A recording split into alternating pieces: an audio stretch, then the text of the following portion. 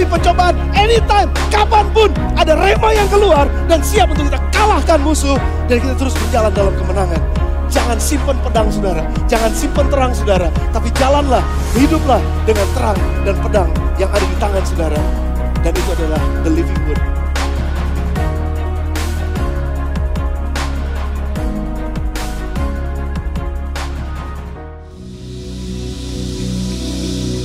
Shalom, selamat hari Paskah Bapak Ibu semuanya, dan selamat juga hari Ibu Kartini buat ibu-ibu yang merayakan gitu ya.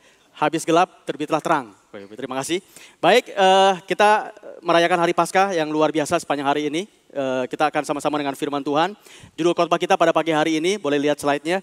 Judulnya adalah Life atau Hidup.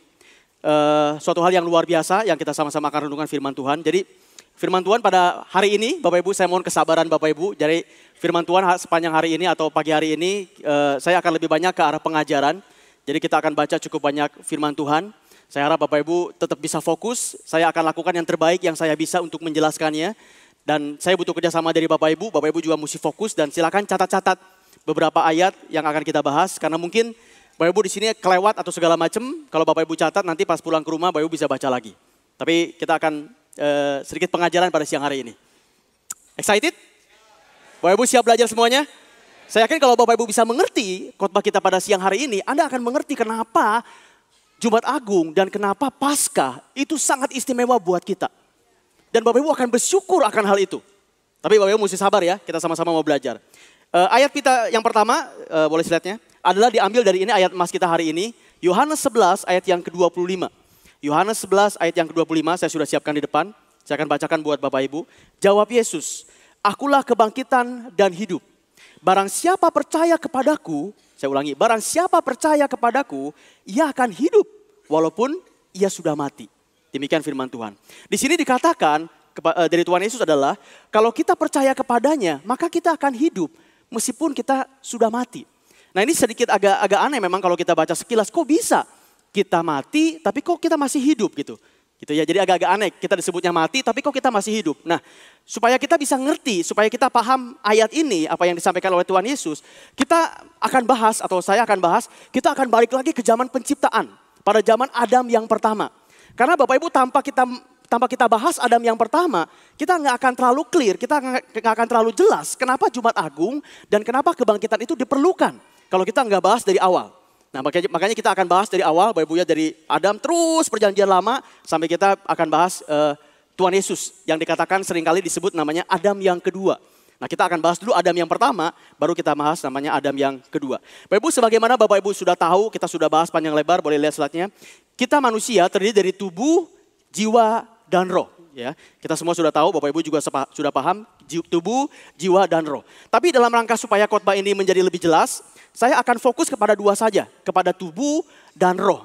Bukan berarti jiwa tidak ada, tapi ini supaya saya menjelaskannya lebih enak dan Bapak Ibu supaya lebih jelas. Saya akan fokus ke yang namanya tubuh dan saya fokus akan yang namanya jiwa. Oke, tubuh dan roh. Saya akan fokus kedua hal itu, tubuh dan roh. Nah, mari kita balik lagi ke zaman Adam dulu, ke zaman penciptaan. Biar Bapak Ibu mengerti historinya seperti apa. Saya akan ambil ini ayat kita yang kedua, di Kejadian 2 ayat yang ke-7. Kejadian 2 ayat yang ke-7 saya sudah siapkan di depan. Saya akan bacakan buat Bapak Ibu. Demikianlah firman Tuhan. Ini pertama kali waktu Tuhan menciptakan manusia. Ketika itulah Tuhan Allah membentuk manusia itu dari debu tanah. Oke, membentuk dari debu tanah. Dan menghembuskan nafas hidup ke dalam hidungnya. Demikianlah manusia itu menjadi makhluk yang hidup. Saya ulangi yang warna merah. Menghembuskan nafas hidup. Menghembuskan nafas hidup. Nah Bapak Ibu ini cukup menarik. Jadi Tuhan menciptakan dari debu tanah. Dibentuklah menjadi rupa manusia yang kita kenal nanti namanya Adam. Dibentuklah dalam rupa manusia tapi itu masih dalam keadaan mati. Dia belum hidup. Lalu Tuhan di surga, Bapa di surga menghembuskan nafas. Boleh lihat slide-nya. Menghembuskan nafas. Nah nafas di sini itu apa sih? Bapak Ibu, saya coba teliti dalam bahasa aslinya, dalam bahasa Ibrani. Saya fokus ke kata nafas ya. Nafas ini sebetulnya apa sih? Bapak Ibu, di sini kita mesti fokus. Ini hal yang krusial pertama yang Bapak Ibu mesti ngerti. Nafas dalam bahasa aslinya atau dalam bahasa Ibrani disebutnya roh atau spirit. Jadi waktu itu Tuhan membentuk manusia dalam debu dan tanah, membentuk kita ini daging seperti ini. Lalu dia menghembuskan nafasnya. Gitu ya, istilahnya begini ya, menghembuskan nafasnya. Nah, ketika dia hembuskan nafasnya, itu Tuhan sedang memberikan roh kepada manusia itu, memberikan roh. Dan istimewanya begini, pada saat itu diberikan roh, dan pada saat itu juga roh Tuhan nempel kepada roh manusia itu. Karena bagaimanapun manusia kan mesti ada roh, tubuh, jiwa, dan roh. Tapi bedanya Adam dengan kita, pada saat dihembuskan, roh dia punya, lalu dia nempel, roh Allah atau roh kudus itu nempel langsung kepada rohnya Adam. Nah ini awal penciptaan. Kalau saya gambarkan begini. Jadi pertama tanah diciptakan oleh Tuhan, membentuk tubuh, lalu Tuhan mengembuskan nafasnya. Muncullah yang namanya roh ke dalam tubuh manusia. Baik rohnya Adam dan nempel roh kudus dari Tuhan. Makanya waktu zaman itu, waktu awal-awal, rohnya Adam itu sangat kudus. Roh Adam itu sangat suci karena belum mengenal dosa.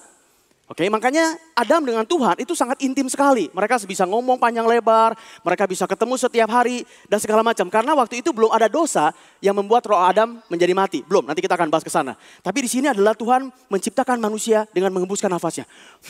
Ada roh Adam dan ditambah dengan roh Tuhan nempel di sana. Nah, Bapak Ibu, dari sini kalau saya tanya ke Bapak Ibu.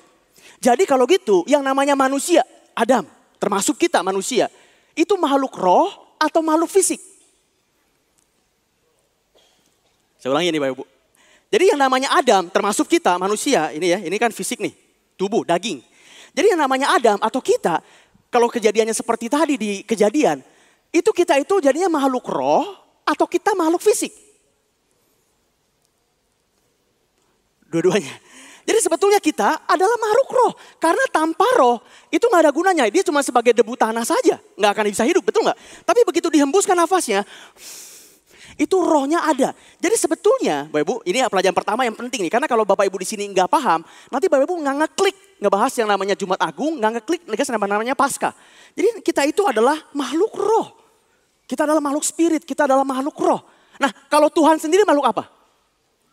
Oh kalau Tuhan sendiri Bapak Ibu tanpa ragu Bapak Ibu ngomong makhluk Tuhan itu ya makhluk roh. Padahal kita diciptakan menurut gambar dan rupa Dia. Memang kita tinggal di bumi, kita butuh yang namanya daging untuk hidup. Tapi sebetulnya secara prinsip kita adalah makhluk roh.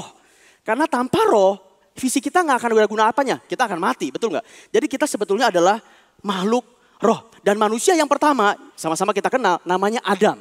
Itu Bapak Ibu sudah tahu. Oke, mari kita baca ayat selanjutnya. Jadi prinsip yang pertama yang saya mau katakan di sini adalah kita adalah makhluk roh. Lalu kita baca kembali Kejadian 2 ayat yang ke-17. Ini instruksi berikutnya dari Tuhan kepada Adam. Hawa belum ada, kepada Adam. Demikian firman Tuhan. Tetapi pohon pengetahuan tentang yang baik dan yang jahat itu janganlah kamu makan buahnya. Sebab pada hari engkau memakannya pastilah engkau mati. Ini ya sedikit merefresh apa yang Pastor Aris sudah katakan di hari Jumat. Saya akan menambahkan beberapa poin saja. Jadi di sini dikatakan semua yang ada di Taman Eden boleh engkau makan. Kecuali pohon pengetahuan yang baik dan yang jahat. Saya bawa buahnya nih. Ini contoh aja udah dibuka. Ini contoh aja. Bukan ini ya bukan. Tapi ini sebagai contoh aja. Ini namanya buah pengetahuan yang baik dan yang jahat. Ini sebetulnya buah naga. Buah naga. Rasanya enak, saya hobi banget suka. Cuman ini agak menakutkan aja bentuknya gitu. Jadi saya sebagai contoh, bukan ini ya. Ibu jangan nanti pulang kebaktian, saya gak mau lagi makan buah naga, itu buah pengetahuan. Bukan. Ini contoh aja, contoh. Ini buah pohon pengetahuan. Jadi Tuhan bilang begini, semua pohon, semua buah yang ada dalam taman ini boleh kamu makan. Kecuali yang ini. Ini namanya buah pengetahuan yang baik, yang jahat. Jangan kau makan. Karena begitu engkau makan, engkau akan mati. Bapak Ibu mesti ingat, ini dikatakan Tuhan kepada Adam, bukan kepada Hawa. Oke itu dulu ya, itu another story, tapi itu kepada Adam dan kepada Hawa. Kepada Adam dan bukan kepada Hawa. Tapi firman Tuhan katakan begini, engkau waktu makan itu, engkau akan mati. Gitu kan, tadi dikatakan engkau akan mati. Nah pertanyaannya nanti yang akan kita jawab nanti, mati di sini mati secara fisik, secara tubuh, jasmani, atau mati secara roh. Nah ini kadang-kadang kita jawab nanti. Tapi firman Tuhan tadi katakan kalau kamu makan buah itu maka engkau pasti mati. Nah kita belum tahu jawabannya, nanti kita bahas. Entah mati itu bisa secara fisik, mati itu bisa secara roh. Oke, kita lanjutkan lagi pembacaan kita. Kita singkat cerita, singkat cerita setelah itu Hawa diciptakan. Oke, Tuhan sudah kasih instruksi lalu Hawa diciptakan. Mereka sudah hidup bersama-sama, kita nggak tahu berapa lama mereka hidup. Berdua bareng-bareng sebelum nanti Hawa jatuh dalam dosa. Kita nggak tahu, firman Tuhan tidak katakan. Tapi mereka cukup lama hidup bareng-bareng. Dan pada saat mereka hidup bareng-bareng, mereka akrab, mereka intim. Bukan saja antara Adam dengan Hawa, tapi juga dengan Tuhan. Mereka akrab dan mereka intim. Siapa yang percaya itu? Betul ya? Suasana surga ada di bumi pada saat itu. Karena dosa belum ada. Jadi suasana surganya luar biasa, kental gitu ya. Oh, mereka juga ada buah-buah roh, ada kasih dan segala macam. Tidak ada pembunuhan, tidak ada korupsi apalagi, tidak ada bohong-bohongan, tidak ada klaim-klaiman, tidak ada semuanya. Jadi semuanya di sana suci, di sana semuanya kudus gitu. Itu pada saat zaman Adam dan Hawa. Nah sekarang kita lihat bedanya. Sekarang pada saat mereka atau pada saat Adam dan Hawa memakan buah itu. Mari kita baca ayatnya. Kejadian 3, 7 sampai 10. Bapak Ibu mesti fokus ya. Ini soalnya mohon maaf ini pengajaran. Jadi Bapak Ibu mesti fokus. Kejadian 3, 7 sampai 10 saya bacakan. Ketika Adam makan, maka terbukalah mata mereka berdua dan mereka tahu bahwa mereka telanjang. Mereka menyemat daun pohon ara dan mereka membuat cawat. Jadi sebelum mereka jatuh dalam dosa, meskipun Adam dan Hawa telanjang, mereka nggak saling malu. Kalau Bapak Ibu nanti baca di Kejadian, mereka nggak saling malu. Meskipun mereka telanjang. Tapi setelah Adam makan, Bapak Ibu perhatikan nih. Yang makan itu Adam, baru mereka terbuka. Padahal yang pertama kali makan, Hawa. Jadi waktu Hawa makan, mereka belum terbuka matanya. Wah ini buat apa ya? Buat khotbah tentang pernikahan ini penting banget. Jadi seorang pria memang punya tanggung jawab khusus dari Tuhan. Karena Hawa sudah makan dan belum terbuka matanya. Tapi begitu Adam makan, yang kedua manusia yang kedua, baru mata mereka terbuka. Dan yang pertama yang mereka sadari adalah mereka telanjang. Dan karena mereka telanjang, mereka malu. Apa buktinya? Mereka langsung menyematkan daun-daun dan segala macam karena mereka malu. Gitu ya. Lalu kita baca ayat selanjutnya. Ayat yang ke-8. Nah, ketika mereka mendengar si Adam dan si Hawa, bunyi Tuhan Allah yang berjalan-jalan dalam taman itu pada waktu hari sejuk, bersembunyilah manusia, si Adam dan si Hawa. Itu terhadap Tuhan Allah di antara pohon-pohonan dalam taman. Jadi sekarang setelah mereka makan, waktu Tuhan datang, mereka takut. Mereka sembunyi gitu, mereka gak berani ketemu Tuhan. Siapa yang percaya? Kalau gitu, boleh gak saya bilang begini? Kalau gitu sebetulnya, dulu Tuhan pasti sering banget datang ke Taman Eden. Sering banget. Wah dulu sih waktu Tuhan datang mereka menyambut gitu. Tuhan datang nih, yuk ketemu yuk. Wah ngobrol dengan akrab, sering banget pasti. Jadi kedatangan Tuhan waktu itu adalah hal yang menyenangkan buat manusia. Karena manusia belum mengenal dosa. Tapi tiba-tiba waktu mereka makan buah ini, buah pengetahuan yang baik dan yang jahat. Tiba-tiba waktu Tuhan datang sebagaimana biasanya. Tuhan datang sore-sore gitu ya, waktunya udaranya lagi sejuk. Mereka gak berani, mereka bersembunyi. Itu kira-kira konteksnya. Nah mari kita baca ayat yang 9 dan yang 10, ini yang penting. Ayat yang 9. Tetapi Tuhan Allah memanggil manusia itu dan berfirman kepadanya, di manakah engkau? Karena gak biasanya bersembunyi. Biasanya udah nyambut gitu. Ngerti ya Ibu ya? Gak nyambut, ini tiba-tiba bersembunyi gitu. Lalu ayat yang 10. Ia menjawab, Adam yang menjawab. Ketika aku mendengar bahwa engkau ada di taman ini, aku menjadi takut karena aku telanjang. Saya mau tanya Bapak Ibu, ini contoh aja misalnya. Misalnya kalau Bapak Ibu lagi telanjang, mohon maaf contoh. Lagi telanjang di rumah, ada tamu gak sengaja masuk. Bapak Ibu malu apa takut? Ada pernah ngalamin? Bapak Ibu lagi gak sengaja baru mandi, kirain gak ada siapa-siapa. Begitu mandi, ada tamu. Bapak Ibu malu apa takut? Biasanya kita malu kali ya, malu lah. Tapi gak tahu kenapa di sini bukan malu. Di sini yang dipakai katanya adalah takut. Nah, jadi sebetulnya dosa itu satu, membuat kita malu terhadap sesama manusia. Karena tadi dikatakan Adam dan Hawa meskipun mereka telanjang, mereka tidak saling malu. Itu ada ayatnya, saya tidak bacakan tadi. Lalu yang kedua, dosa membuat kita takut. Terhadap siapa? Terhadap Tuhan. Hati-hati Bapak Ibu, jadi dosa membuat kita malu kepada sesama. Jadi kalau kita melakukan dosa, kita malu gitu baik sama keluarga, baik sama orang lain. Makanya ya, ini penting nih. Lalu yang kedua, kita takut terhadap Tuhan. Itu akibat daripada dosa itu sendiri. Nah, jadi yang membuat manusia takut, yang membuat manusia bersembunyi dari Tuhan adalah dosa. Yang membuat dia menjadi takut. Nah, yang menarik begini Bapak Ibu. Tadi dikatakan sebelumnya, kalau kamu makan buah ini, maka kamu akan mati. Betul ya? Tapi setelah Adam dan Hawa makan buahnya, mereka gak mati tuh. Jadi kalau gitu yang mati yang mana? Jadi waktu Adam dan Hawa makan, si Adam khususnya, waktu mereka makan, gitu ya. Ternyata secara fisik, mereka gak mati. Jadi yang mati apa waktu itu? Rohnya. Nah, oke, Bapak Ibu bisa pelan-pelan di sini nih. Saya tadi bilang, waktu Tuhan mengembuskan nafasnya, itu mengembuskan nafasnya, itu memberikan roh si Adam dan Roh Kudus. Saya asumsikan ini adalah, saya menakan, Bapak Ibu menakan. Mau cari yang gede nggak ada, jadi yang kecil aja ya Bapak Ibu. Dan mohon maaf ini polos gitu. Begitu dihembuskan nafasnya, ini roh saya, roh Adam. Ini contohnya saya Adam, roh Adam di sini. Tapi begitu saya makan buah roh, buah pengetahuan yang baik dan jahat, begitu saya makan, saya berdosa. Begitu saya berdosa, yang mati adalah roh saya. Dan karena roh saya mati, ini roh saya mati nih, roh Adam mati ya. Roh Adam mati di sini. Roh Tuhan, karena roh saya sudah berdosa, roh Adam sudah berdosa, Roh Kudus tidak lagi bisa tinggal dalam roh saya. Nggak bisa gitu, yang namanya roh Tuhan itu kudus, yang namanya roh Tuhan itu suci. Sekarang Adam karena ketidaktaatannya, dia sudah berdosa, akibatnya rohnya tidak lagi suci. Dan karena roh Adam tidak lagi suci, di mata surga roh Adam sudah mati. Ini roh Adam di mata surga sudah mati. Meskipun Adam masih hidup, artinya roh dia masih hidup. Udah maksud saya nggak? Jadi roh Adam itu sebetulnya masih hidup, tapi di mata surga dia sudah mati. Kenapa? Karena roh Allah tidak lagi tinggal bersama dengan roh Adam. Dia sudah pergi. Kenapa? Karena Adam sudah makan buah yang tadi. Ini sudah masuk dalam dosa sehingga roh Tuhan pergi. Sehingga di mata surga sebetulnya meskipun Adam masih hidup, rohnya masih hidup. Sebetulnya di mata surga roh Adam itu sudah mati. Saya taruh di sini. Roh Adam sudah mati. Oke. Nah yang menarik begini Bapak Ibu. Secara fisik Adam masih hidup. Dan bahkan dikatakan oleh beberapa penafsiran, Adam masih hidup 930 sekian tahun. Wah, jadi umurnya secara fisik dia masih tahan hidup 900 tahunan. Tapi yang menarik di mata Tuhan tadi, begitu engkau makan buah itu, engkau mati. Jadi yang mati bukan fisik, yang mati adalah roh di mata Tuhan. Oke, Bapak Ibu mesti paham ini dulu. Karena sekali lagi kalau Bapak Ibu nggak paham ini, nanti waktu kita ngomongin Jumat Agung dan waktu kita ngomongin Paskah, Bapak Ibu kurang klik, kurang ngeh gitu. Oke, sampai sini oke ya? Baik, saya coba simulasikan, boleh lihat slide-nya? Tadi begini. Tadi begini, ada tubuh, ada roh gitu ya. Begitu ada makan buah, rohnya mati.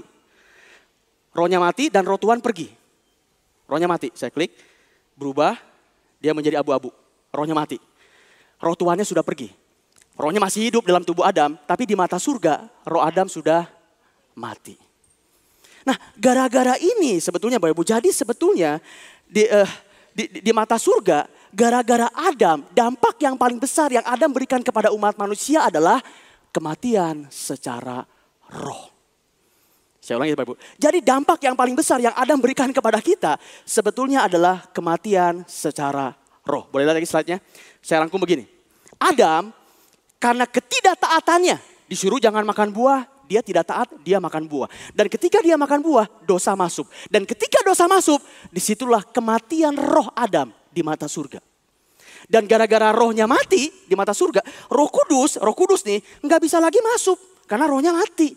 Karena ada dosa di situ, dalam rohnya ada dosa, roh kudus nggak bisa lagi masuk. Oke, dan ingat loh, kita makhluk roh. Jadi kalau nanti tubuh kita mati, dan karena roh kita mati di mata surga, roh Adam mati di mata surga, bisa jadi kita tidak akan mulai hidup yang kekal bersama dengan Tuhan. Ini story-nya dulu nih, biar Bapak Ibu nangkep nih. Oleh karena itu Bapak Ibu, karena mati secara roh, kalau Bapak Ibu perhatikan, sepanjang perjanjian lama, Bapak Ibu perhatikan ya. Coba Ibu nanti baca di rumah, sepanjang perjanjian lama, kalau Tuhan mau bicara kepada manusia, itu Tuhan gak pernah ngomong secara dalam rohnya. Tuhan selalu pakai nabi, Tuhan selalu pakai malaikat, atau Tuhan berbicara sendiri. Kenapa begitu? Karena Roh Kudus nggak bisa masuk ke dalam rohnya manusia. Jadi selama perjanjian baru kalau Tuhan mau ngomong sama manusia itu nggak bisa ngomong secara kita nih, ngomongnya dalam roh karena Roh Kudusnya ada. Enggak, dia ngomongnya entah pakai nabi, entah pakai malaikat, atau bahkan dia sendiri. Bahkan di salah satu kisah Tuhan bisa pakai binatang namanya keledai. Oke, jangan sampai salah ngomong nih. Keledai, bukan kedelai, tapi keledai. Tuhan pakai binatang itu untuk ngomong dengan manusia. Dan selama perjanjian lama, Bapak Ibu perhatikan. Selama perjanjian lama yang namanya darah lembu, yang namanya darah kambing, disembelih kan, ada darahnya. Ternyata yang namanya darah lembu, darah kambing, itu hanya berfungsi untuk menyucikan dosa secara tubuh, bukan secara roh. Nggak maksud saya?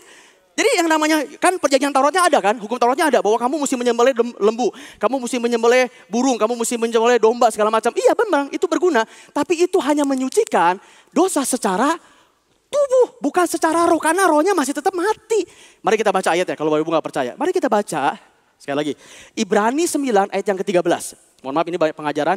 Banyak ayat, Bapak Ibu bisa catat. Ibrani 9 ayat yang ke-13, ini kata-kata Paulus kepada jemaat di Ibrani. Demikian firman Tuhan. Sebab jika darah domba jantan dan darah lembu jantan dan percikan abu lembu muda mengkuduskan mereka yang najis, sehingga mereka disucikan secara lahiriah. Aduh Bapak Ibu, ini khotbahnya soalnya waktunya sebentar sih. Kalau kita khotbahnya waktunya 3 jam, kita bisa bahas secara perikop. Karena 3 jam ayo. Karena waktunya cuma singkat, jadi saya langsung masuk ke ayat-ayat intinya. Tapi bukan berarti saya comot-comot ayat Bapak Ibu. Saya sudah merenungkan ini. Ya karena waktunya aja singkat, jadi saya langsung ke inti-intinya. Kalau Bapak Ibu baca, nanti bisa, makanya baca di rumah. Coba Bapak Ibu nanti baca di rumah secara, kalau perlu 1 kitab. Kalau enggak paling enggak secara pasalnya. Biar Bapak Ibu dapat, gambaran secara utuh. Tapi karena sekali lagi waktu kita singkat, ini sebenarnya kalau dibahas dalam pendalaman Alkitab, seru banget nih. Kalau kita punya kelas pendalaman Alkitab ya. Tapi sekali lagi karena kita khotbah, waktunya singkat, saya langsung masuk kayak intinya. Sehingga mereka disucikan secara lahiriah. Jadi yang namanya darah domba, darah kambing hanya menyucikan secara lahiriah, secara fisik. Tadi pastor bilang begini, menyucikan the act of sin, tindakan sinnya, bukan the nature of sin. Jadi yang dia tebus dengan domba itu adalah the act of sin secara fisik. Ayat yang kedua, kalau Bapak masih belum percaya, mari kita lihat. Ibrani 10 ayat yang keempat. Ibrani 10 ayat yang keempat. Demikian firman Tuhan.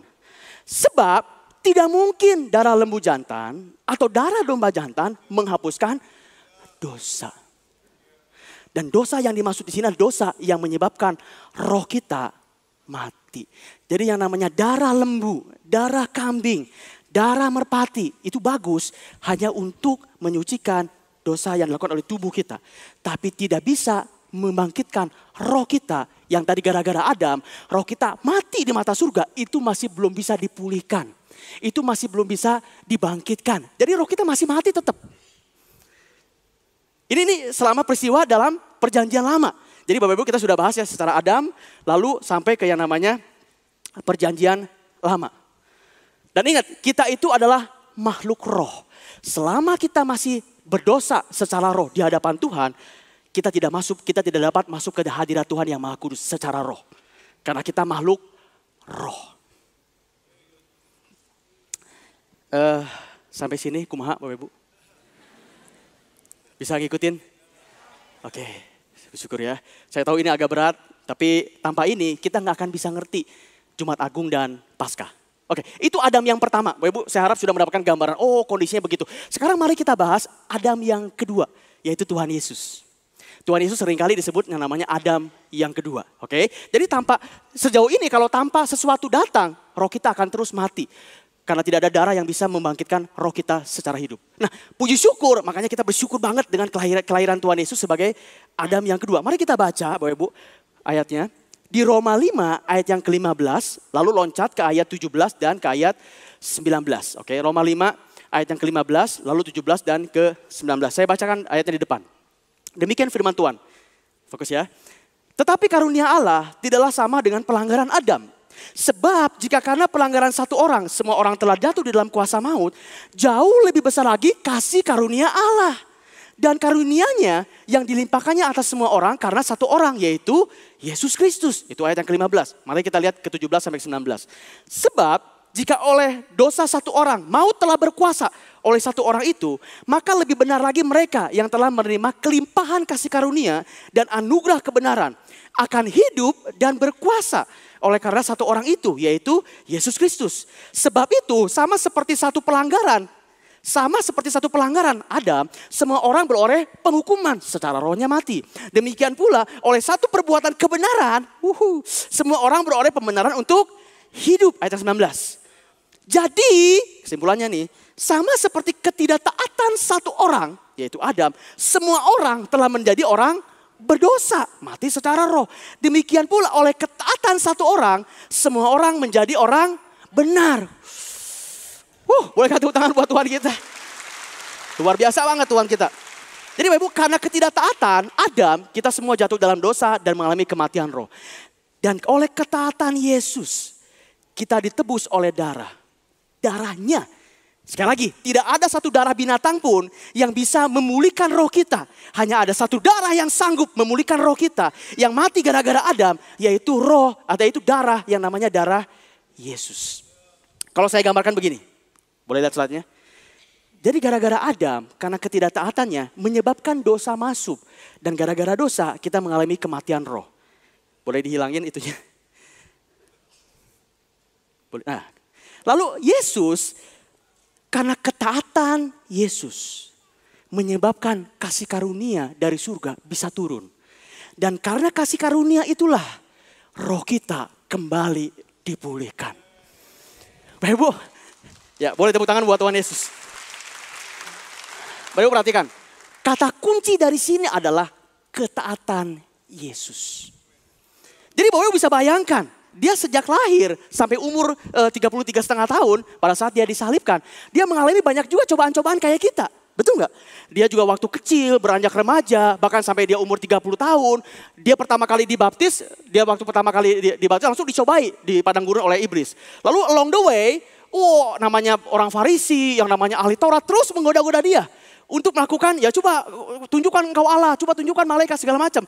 Kalau Tuhan Yesus enggak taat sama perintah Bapa di surga, kalau dia sama kayak kita udah gampang ngambek gitu. Apa-apaan nih kamu, mati kamu, bisa mati semuanya. Betul nggak? Tapi enggak, bahkan yang namanya Yesus, dia taat waktu dia disalibkan. Bapak bayangkan ya, kemarin kita nonton videonya waktu Jumat Agung, bagaimana dia dicambuk dengan besi.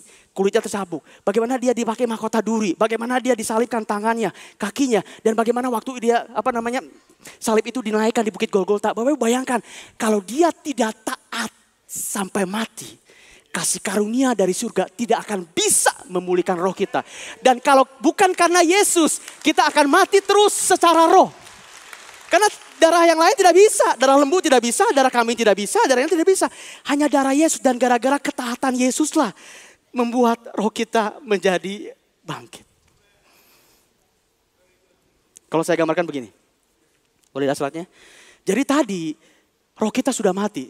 Di mata surga roh kita sudah mati. Oke, meskipun Adam masih punya rohnya. Tapi di mata surga roh kita sudah mati. Kematian Yesus, darahnya memulihkan roh kita kembali. Sehingga roh kita hidup dan masuk kembali kepada kita. Roh Kudus sekarang, roh dari surga berkenan, Roh Kudus sekarang boleh masuk kembali ke rohnya. Jadi kalau saya bayangkan sekarang kita sebagai manusia, roh kita kembali hidup dan roh kita menyatu kembali dengan kita. Dan pada saat ini Roh Kudus, roh dari surga berkenan kembali tinggal di dalam diri kita. Kenapa? Karena roh kita sudah disucikan kembali oleh darah Yesus.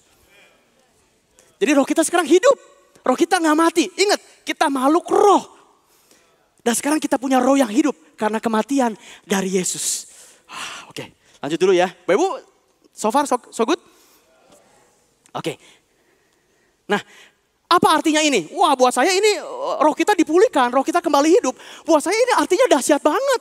Buat saya ini artinya luar biasa. Saya bisa berikan dampaknya ini apa buat kehidupan kita. Saya bisa berikan dampaknya banyak banget. Tapi saya akan fokus kepada 4 dampak saja. Begitu roh kita dipulihkan, Roh Kudus sudah tinggal dalam roh kita. Saya memberikan 4 dampak saja dari sekian banyak dampak. 1 yang berhubungan dengan setelah kita mati.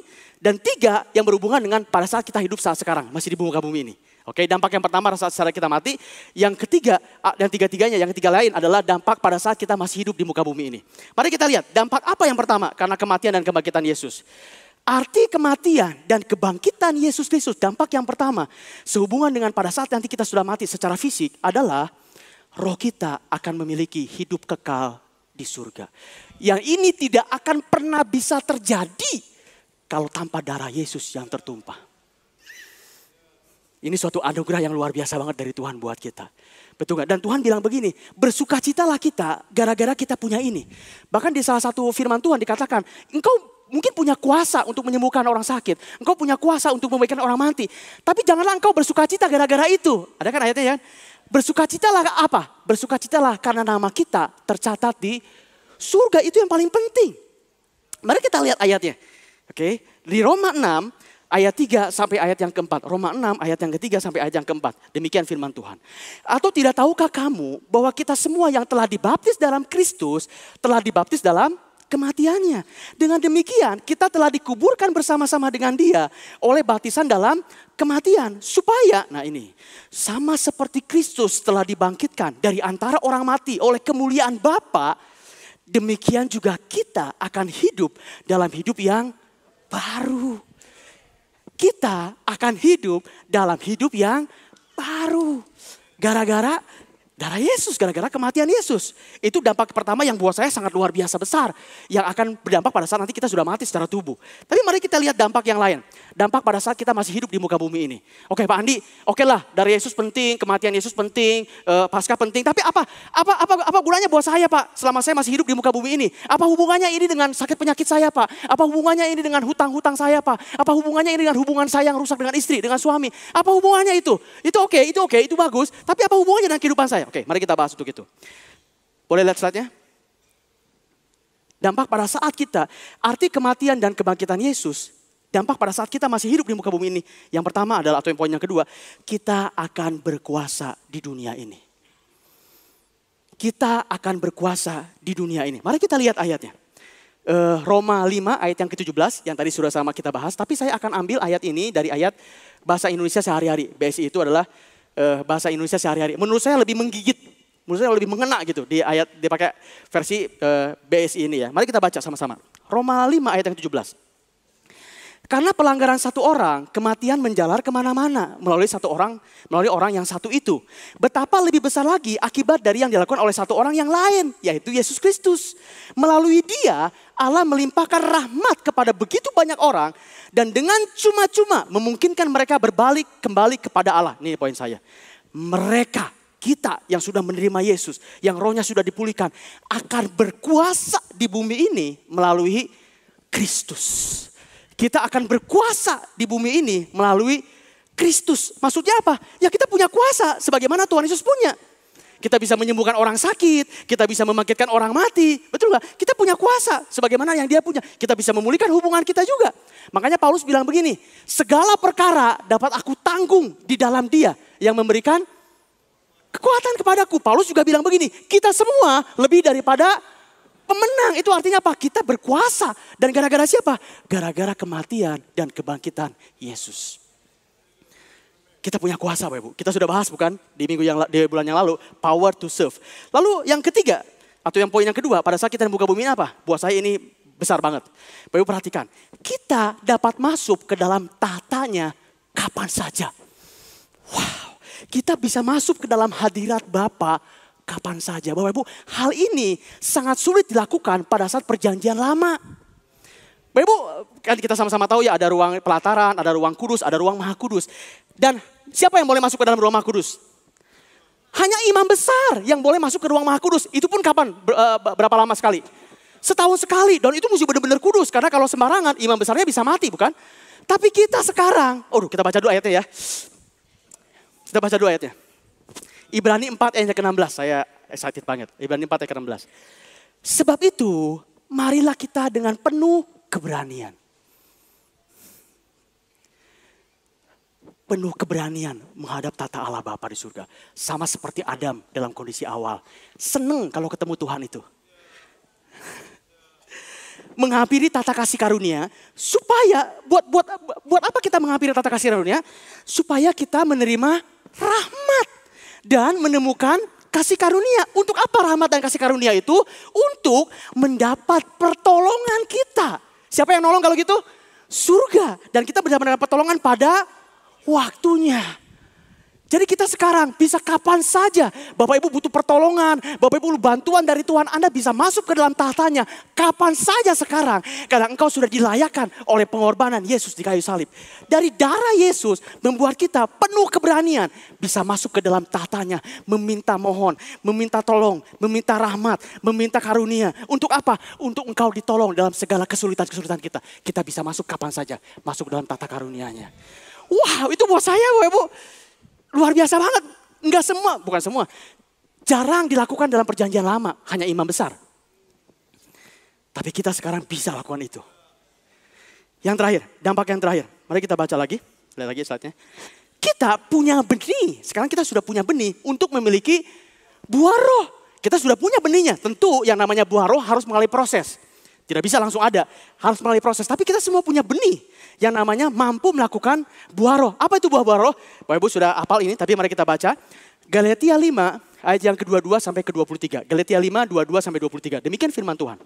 Tetapi buah roh ialah kasih, sukacita, damai sejahtera, kesabaran, kemurahan, kebaikan, kesetiaan, kelemah lembutan, penguasaan diri. Tidak ada hukum yang menentang hal-hal itu. Kita punya benih itu dan kita bisa pertumbuhkan, kita bisa lakukan yang namanya buah-buah roh itu. Sebagaimana Adam dan Hawa waktu mereka belum jatuh dalam dosa. Mereka penuh dengan kasih, mereka penuh dengan sukacita, mereka penuh dengan kebaikan, bukan? Kita juga punya itu sekarang di dalam diri kita, Bapak Ibu. Karena Tuhan Yesus sudah memberikan itu. Benih buah roh ada dalam diri kita. Contoh aja, misalnya damai sejahtera, kita punya itu dalam diri kita. Apapun yang kita alami, makanya firman Tuhan ada yang bilang begini. Damai sejahtera yang melampaui segala akal. Ada ayatnya ya, damai sejahtera yang melampaui segala akal. Jadi apapun kesulitan kita, tantangan dalam hidup, beban berat. Secara akal udah tidak mungkin, secara akal kita capek. Tapi ingat firman Tuhan katakan, buah roh. Damai sejahtera yang melampaui segala akal. Jadi meskipun kita sedang menghadapi tantangan dalam hidup, damai sejahtera dari buah roh tetap bisa menguasai hidup kita. Jadi meskipun kita sedang mengalami kesulitan hidup, kita tuh rasanya tetap damai gitu loh. Enggak stres. Enggak stres ya. Enggak stres, enggak gimana-gimana, enggak. Nyantai aja. Ke mall, umpamanya ke GI kemarin, nyantai aja. Damai sejahtera, betul kayak gitu-gitu aja. Nyantai, liles, kayak gitu. Itu buah roh Bapak Ibu. Damai sejahtera yang melampaui segala akal. Jadi kalau saya rangkum, arti kebangkitan dan kematian dari Tuhan Yesus adalah satu, roh kita akan lagi hidup di surga, kita akan berkuasa di bumi ini, kita dapat masuk ke dalam tahtanya kapan saja, kita punya benih untuk menerima buah roh. Syaratnya cuma satu, kalau Bapak Ibu pengen mendapatkan ini syaratnya cuma satu, terima Tuhan Yesus sebagai Tuhan dan Juru Selamat. Itu aja, begitu Anda terima Tuhan Yesus, roh yang mati tadi gara-gara Adam, kita akan bisa dibangkitkan. Jadi syaratnya cuma satu, Anda mesti terima Tuhan Yesus, maka akan mendapatkan keempat dampak yang tadi. Itu cuma beberapa, banyak sungguh dari firman Tuhan. Gimana? Inilah kematian dan kebangkitan Yesus. Jumat Agung dan Paskah yang kita rayakan. Dampaknya buat hidup kita luar biasa besar. Oke, sebagai penutup. Mudah-mudahan, mari kita lihat. Pertanyaan pentingnya begini. Apa buktinya kalau Yesus sendiri tidak mati secara roh? Atau pertanyaan yang lainnya begini, kalau dalam bahasa lainnya. Kenapa gara-gara Tuhan Yesus roh kita bisa kembali dipulihkan? Itu pertanyaannya. Kenapa gara-gara Tuhan Yesus roh kita kembali dipulihkan? Nah, makanya ini disebut kenapa Tuhan Yesus seringkali disebut Adam yang kedua.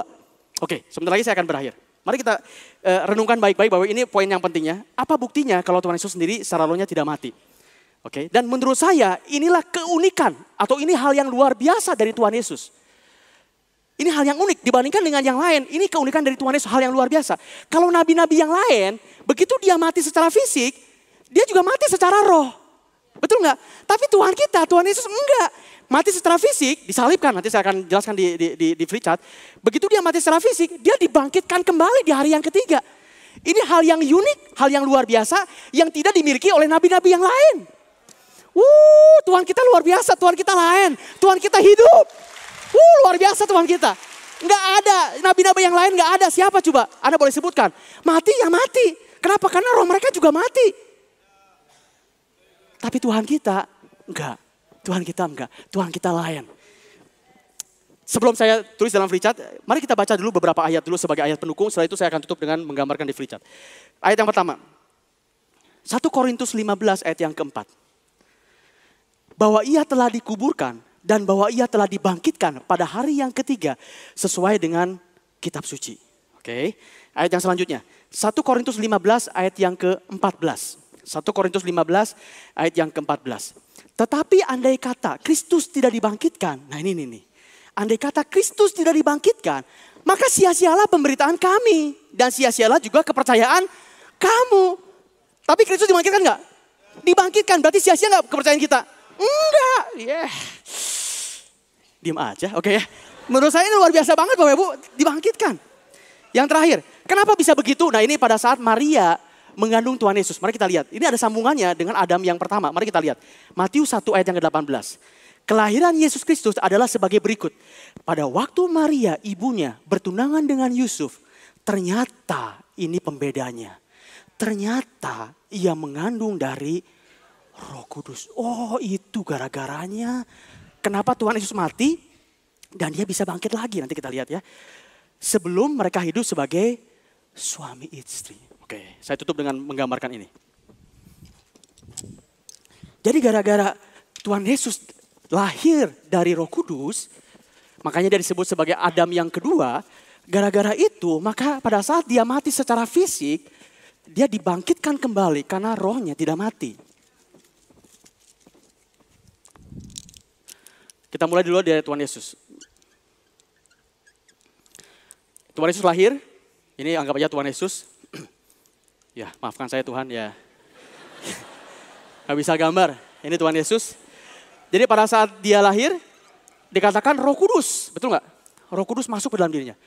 Jadi rohnya itu adalah Roh Kudus, beda dengan kita. Rohnya itu adalah Roh Kudus. Dan pada saat dia disalibkan, ini salib Golgota. Ingat, salib itu adalah bukti ketaatan. Dan pada saat Tuhan Yesus disalibkan, tubuhnya mati. Betul? Tubuhnya mati. Tapi rohnya, dalam hal ini Roh Kudus, tetap hidup. Roh Kudus dalam tetap hidup. Dan pada hari yang ketiga, hari kebangkitan, Tuhan Yesus kembali hidup. Kenapa? Sekarang di sini dia tubuhnya hidup. Karena kenapa? Karena rohnya dalam hal ini Roh Kudus juga hidup. Makanya dia kembali hidup. Gara-garanya apa? Gara-garanya dia dikandung dari benih yang namanya Roh Kudus. Mari kita lihat Adam. Adam, waktu dia diciptakan oleh Tuhan, dia punya roh, jadi ada roh Adam, tapi di sini juga plus yang namanya Roh Kudus. Masuk ke dalam diri dia, masuk ke dalam diri dia. Dan pada saat dia memakan buah, ini buah pengetahuan yang baik dan yang jahat, Adam fisiknya masih hidup, tubuhnya hidup, karena dia belum mati secara fisik, tubuhnya hidup waktu makan buah, tapi rohnya mati. Kenapa? Karena Roh Kudus, Roh Tuhan sudah pergi. Sehingga dia mati, rohnya mati. Begitu dia makan buah pengetahuan yang baik dan yang jahat. Lalu lanjut, ternyata dia bisa berumur ratusan tahun. Dan pada saat dia mati secara tubuhnya mati. Dan karena rohnya juga mati, berarti dia tubuh dengan rohnya mati. Ini Adam. Sekarang kita ya, kita juga dilahirkan. Dan kita punya roh, belum Roh Kudus, di sini kita baru punya roh dalam huruf kecil, roh. Lalu pada saat kita, ini ketidaktaatan, dia makan buah itu bukti ketidaktaatan. Dan pada saat kita lahir baru, saya anggap pakai salib lah ya. Pada saat kita lahir baru, itu adalah bukti ketaatan. Ini adalah bukti ketaatan. Ini adalah lahir baru. Dan pada saat kita lahir baru, tubuh kita tetap hidup. Tapi bedanya sekarang, Roh Kudus masuk ke dalam tubuh kita. Ini kita ya, lahir baru. Roh Kudus masuk ke dalam tubuh kita, membuat roh kita hidup. Wow. Dan nanti pada saat kita mati sesuai dengan umur kita, pada saat nanti kita mati, tubuh jasmani kita mati. Betul nggak? Tapi roh kita hidup. Roh kita hidup. Kenapa? Karena sekarang sudah ada Roh Kudus. Dan pada saat nanti kebangkitan kita, pada hari yang nanti yang kita sedang tunggu-tunggu nih, pada saat nanti kebangkitan, kita kembali hidup. Baik secara tubuh dan secara roh. Kenapa? Gara-garanya adalah Tuhan Yesus sendiri. Jadi saya mau bilang begini Bapak Ibu. Kenapa sekarang kita punya kehidupan? Meskipun nanti tubuh kita mati tapi roh kita tetap hidup. Itu semua karena kasih karunia dari Allah Bapa melalui Yesus. Dan karena ketaatan dia, muncullah yang namanya kasih karunia. Ini makanya firman Tuhan begini, keselamatan bukan gara-gara engkau. Keselamatan bukan gara-gara usahamu. Keselamatan adalah semata-mata kasih karunia. Beri kemuliaan buat Tuhan kita. Terima kasih Tuhan buat semua kasih karuniamu yang luar biasa. Terima kasih. Ini kisahnya, ini kejadiannya. Makanya Jumat Agung dan Paskah menjadi bunyi buat kita sekarang. Disinilah. Pada saat dia kematian itulah. Rohnya tidak mati tapi rohnya hidup. Dan gara-gara roh yang hidup itulah membuat kita, darahnya tertumpah, membuat kita yang sudah mati tadi gara-gara Adam. Tapi kembali dibangkitkan oleh Roh Kudus sehingga roh kita hidup. Sehingga pada saatnya nanti, waktu kita sudah mati, tubuh kita mungkin mati. Tapi pada kebangkitannya nanti tubuh kita akan hidup termasuk roh kita. Saya tutup dengan ini, beneran. Boleh lihat selanjutnya? Kebangkitan Yesus membuktikan kasih dan ketaatannya. Kenapa kasih? Karena Bapa di surga merelakan anaknya yang tunggal untuk datang ke muka bumi ini. Karena dia tahu hanya darah Yesus yang sanggup menyucikan roh kita. Kasih. Dan ketaatan Yesuslah selama dia hidup. Dia tidak jatuh dalam dosa karena ketaatannya lah.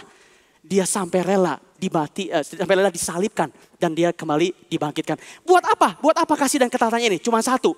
Mari kita lihat. Boleh dihilangkan itunya? Slide-nya. Agar kita dapat memperoleh hidup yang kekal bersama dia. Itu aja tujuannya Bapak Ibu, nggak ada yang lain. Karena kasih dan ketaatan Yesus. Sehingga dia rela disalibkan, mati pada hari Jumat Agung. Tapi ternyata karena roh bersama-sama dengan dia, Roh Kudus bersama-sama dengan dia, dia dibangkitkan kembali. Supaya apa? Supaya kita juga bisa hidup kembali dan bersama-sama dengan dia pada saat nanti kita sudah mati. Mari sama-sama kita tundukkan kepala kita. Saya undang semuanya bangkit berdiri Bapak Ibu. Terima kasih. Saya undang pemain musik bisa hadir. Haleluya. Mari sama-sama kita renungkan pada siang hari ini firman Tuhan, kebenaran firman Tuhan ini. Saya nggak tahu mungkin beberapa di antara Bapak Ibu belum terima Tuhan Yesus pada siang hari ini. Ini kesempatan yang sangat baik. Kesempatan yang mungkin tidak akan terulang lagi. Saya persilakan buat Bapak Ibu yang belum terima Tuhan Yesus. Bisa menerima dia pada siang hari ini. Tuhan, aku mau hidup Tuhan. Kalau selama ini hubungan dengan istri, hubungan dengan suami terasa mati Tuhan. Pekerjaan anakmu juga merasa mati. Itu karena roh anakmu mati. Tapi firman Tuhan pada siang hari ini mengingatkan. Hanya ada satu pribadi, hanya ada satu darah yang bisa membuat roh kita kembali menjadi hidup. Dan itu hanya bisa didapatkan kalau kita terima Tuhan Yesus sebagai Tuhan dan Juru Selamat. Buat Bapak Ibu yang lain saya minta mengambil komitmen secara pribadi kepada Tuhan. Tuhan, terima kasih buat firman-Mu pada siang hari ini. Kembali kami diingatkan bahwa dalam hidup kami, dalam tubuh kami, ada Roh Kudus yang tinggal dalam hidup kami. Kami adalah bait Allah. Kami adalah bait kudus-Mu Tuhan. Kami tidak mau hidup dalam kubangan dosa lagi. Kami mau hidup sebagaimana Engkau inginkan supaya kami hidup. Kudus sebagaimana Engkau kudus Tuhan. Saya persilakan Bapak Ibu secara pribadi berdoa kepada Tuhan pada siang hari ini. Mengambil komitmen secara pribadi.